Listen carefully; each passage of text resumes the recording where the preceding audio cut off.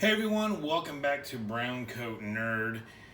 And are you surprised? I mean, like, seriously, are you really surprised that I'm getting ready to do a review on a Star Wars Millennium Falcon?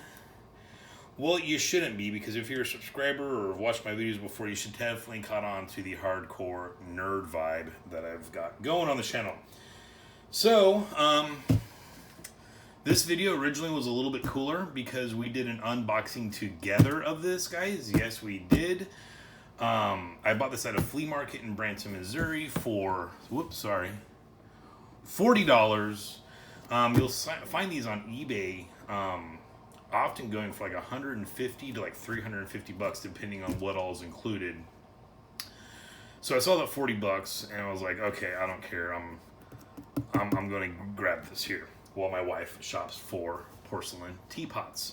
So I did an unboxing video because this advertises Star Wars Millennium Falcon only missing cannon and missile, otherwise complete, for 40 bucks. Which I was like, that's a really killer deal if you look at some of the prices of these. And this one is there's several different versions of the Millennium Falcon. The Star Wars Trilogy collection, Millennium Falcon. I think that's specifically, this one is the Trilogy collection of the Millennium Falcon. Also, another reason I got this last November, which seems like forever ago, I had pre-ordered something from the Vintage series. Pre-ordered it last November. It's not even scheduled to get delivered until this November. And if there's any Mando fans out there, you probably know what I'm talking about. So obviously we'll be doing an unboxing and full review video of that when it shows up. But I figured, you know what? Hell, this would not be bad in the background. As a kid growing up, I played with the original Millennium Falcon that they put out. Unfortunately for me, it was my brother's. I believe he does still have it. That one was pretty beat up. I think this piece was missing altogether. This thing was like hot glued on. That thing was hot glued on. Of course, we didn't have any of the flashing lights. I think it did have sound effects, but by the time I got around, to playing with it, it had no sound effects whatsoever. So, like I said, it's all this for 40 bucks. Where did I see it? Me and the missus were on a kind of little mini vacation in Branson, Missouri. We were getting major cabin fever, and we needed to get out, and people were finally starting to go out and do things amidst all of this COVID craziness. So we decided to go to Branson and hit up some of the shops there. Also went to Silver Dollar City, which, if you're not from the area and you're not familiar with Silver Dollar City is, it's a theme park. For me as a kid, I've always kind of lived in this area, so me and the family, lots of memories going there as a kid, you know, fire in the hole, all that fun stuff. The missus is from the East Coast, so she had no experience at Silver Dollar City, but she was a bit curious. And if you don't know what Silver Dollar City is, the best way to sum it up is it's a Cracker Barrel restaurant with roller coaster rides attached. I saw that meme and I thought it was funny, and then I started thinking about it. I'm like, that's pretty damn accurate. Also, if you're not from the area and you've never been to Branson, Missouri, and wondering what that's all about, that basically can be summed up as Las Vegas without the hookers or the gambling. Yeah, I don't think they have any gambling. It's just like a bunch of Vegas show type things, really. Definitely kind of more geared for a little bit of an older demographic than what me or my wife are, which of course I'm closely approaching, but hey, whatever. But so that's Branson in a nuthole. So where I got this from was, wrote it down here, was from the Apple Tree Mall, and that is located in the Apple Tree Plaza right behind the Applebee's. I'm not even making that up. That's literally where this place is. And if you're in the Branson area, you want to go check it out, it is at 1830 76th Street, Country Boulevard. Once again, it is called the Apple Tree Mall. Now, it looks like it used to be an old grocery store that's been turned into a flea market. We walked in, and I was like, I am not going to find anything here, but I had my hopes up. It's a very big location. So we were looking around. They've got all of your kind of country fair type homemade arts and crafts stuff that you'd expect, as well as every little oddball trinket or novelty you could think of.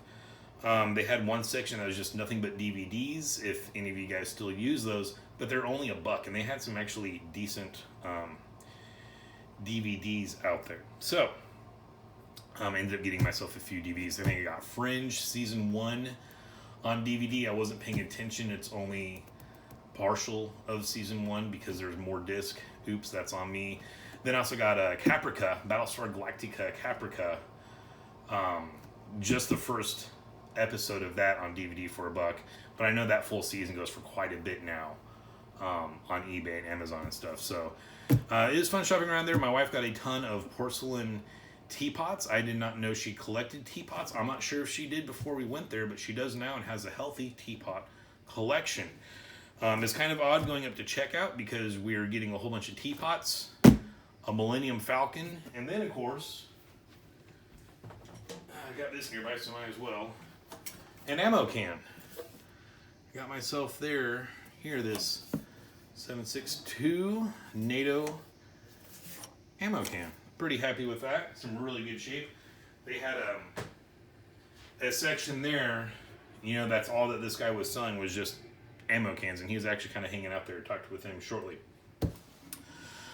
But right early on when we got there, I noticed this guy, and like it says Star Wars Millennium Falcon only missing cannon and missile otherwise complete. So basically it's saying it's missing this cannon, and on this model there's a little missile that pops out of here. When you push this button there, it makes a sound effect and shoots a missile out, which I don't remember from the movie at all, but whatever. And so I was like, you know what, I can totally live with those two missing items. I got a little gypped. I still think it was worth the $40, but there's definitely a lot more missing. So, like I said, oh yeah, so I already filmed this once. The actual unboxing, you know, I cut it open because this was up in tape, and at the flea market, they didn't really want to mess with me opening up to check to see if all the parts really were there. So we found out together. I thought I had uploaded the video. I was almost positive I uploaded the video. I needed some space on my phone, so I deleted the video, and then I was like, hey, I never made that video public. Loud truck. And I wanted to go look for it to make it public, and it was not there, so I deleted a video I never uploaded. So, sorry we didn't come along for the original unboxing, but you will see I'm not lying about any of the stuff this came with because it's missing quite a bit. So, let's get her out here. Pew, pew, pew. Here she is. No way in hell we're getting that all in the screenshot. So, first off, this is, I think, like done on the same molding or very close to that of the original Millennium Falcon toy. The paint job is definitely better. I don't remember these kind of brown and gray detailing here. A little bit of wear on there. There are other versions of this Millennium Falcon that they do offer now that has way better wear and paint job on it than what this version has. Once again, this is the original Trilogy version of the Millennium Falcon, and every loud piece of crap vehicle in the town is driving by out front in the crappy vehicle parade today. Right away I noticed, I did remember there were stickers back here on my brother's. They were like peeling off. This one is missing those stickers, which in one degree I was kind of like, okay, because that's one of the things I was worried about is the stickers. What shape were they? Did the person put them on? Was it a drunk 6-year-old just slapping them on all crooked and crap? So the fact that these stickers never got applied is kind of like, okay, well now I don't have to mess with a sticker that's completely off center or looks like crap or is halfway torn or whatever. And I just don't have them at all. Will I eventually paint these like flat black or something? Maybe, or I might just not mess with it. So it is missing the cannon. The part that sucks, so it's also missing the little clear plastic piece that the cannon sat on. Obviously, like I said, it is missing that front missile or canopy here. It does still have the seats in there, and then can't really see it, but the like little, why am I brain farting on this? The flight console the control deck is attached to the top of the canopy. And once again, no stickers have been applied in there. Overall, over on this, we got like a little bit of spots there, but there's really no major scuffs or scratches on this. So I am pretty happy about that. All the legs are present. Now inside, this little thing pops up, which is a pain in the butt. Once again, okay, so this back here, this is just like a little cardboard piece. That's in really good shape. There would have been a sticker on top of the little, what do they call this? The hologram chest set. There would have been a sticker on there showing that. Also would have been like a false floor right here. It's like a little hidden compartment. That piece is completely missing. We had two little kind of fake struts for this door. Oh, okay, that's completely came off. So that when it opened, it looked like there were struts, you know, going up in there. I don't think they actually connected to anything inside, so it was just kind of the optical illusion looking thing from the outside for aesthetics. So it's missing those, which that I'm fine with. I am kind of bummed out it doesn't have the little false floor, but once again, that's no big deal. The chair for the gun is actually still in there. And then I think that's really all technically that it's missing, other than, you know, the random stickers that would have been put on it, which, like I said, I'm kind of okay with those stickers not being on there, because it's all up to the person that originally put them on there, whether they put them on there straight. And then, of course, if the kid's playing with this, they're going to get torn. They're going to get some orange soda and stuff spilled on there. And this thing goes on just as wonky as I remember the original one going on. Now, of course, as on the front of the box, it does have light-up sounds. Or it has lights that light up and sounds.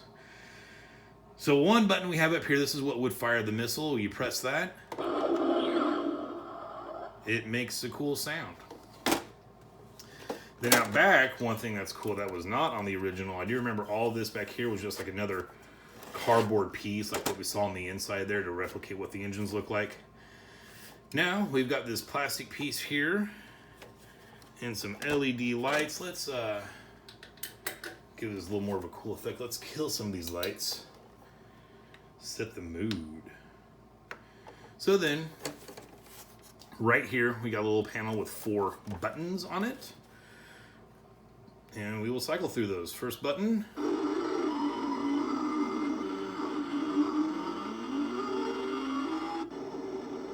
Okay, I was gonna say that sounds like an engine startup, but I was getting a little concerned at this not lighting up. And I will say in person, this is a little bit brighter than what's coming across on my screen. That just might be because of all the light that's coming into the room right now. Then our second button. Kind of the same thing, but we have that little kind of a white highlight there of us hitting into warp drive. Warp drive, that's crap. Am I messing up my genres here? It's warp drive, right? That's our machine gun sound, and I will say up front here,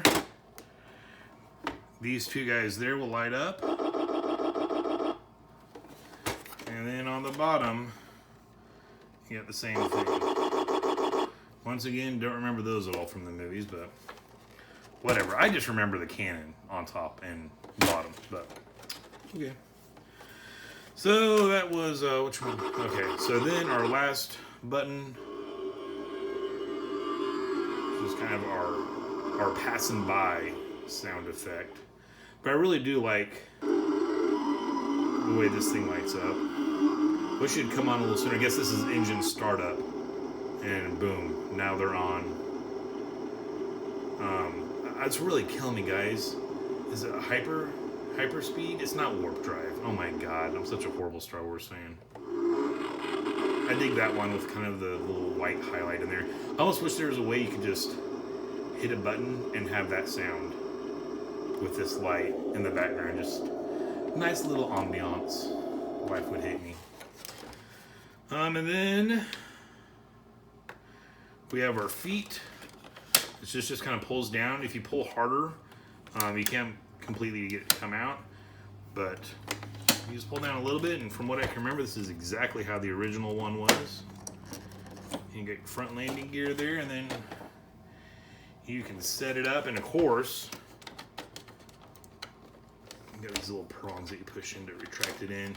You might be able just to hit on it and get it to go in, but I feel like these broke on my brothers because, like, I know one of them, but the leg would always pop in. But if you want to run around the room and play with this front landing gear is like the perfect freaking handle for it. Not that I ever do that or anything. So overall, for 40 bucks, you know, I'm not disappointed. Could have been better, but at that price, like, I really cannot complain. Oh yeah, there's little LED lights up here too. When do these guys come on? Nope. Okay, so they just kind of come on whenever the engine's on. And they are on. It's just, they were really dim. Oh, sorry guys, my throat got super dry there, so perfect time to end the video. All right, that's our unboxing, second time around, of the original Trilogy collection version of the Millennium Falcon. I'm gonna hate myself so much for this whole warp drive thing. Hyperspeed. Anyways, I'm gonna go watch a Star Wars movie to brush up on my terminology there.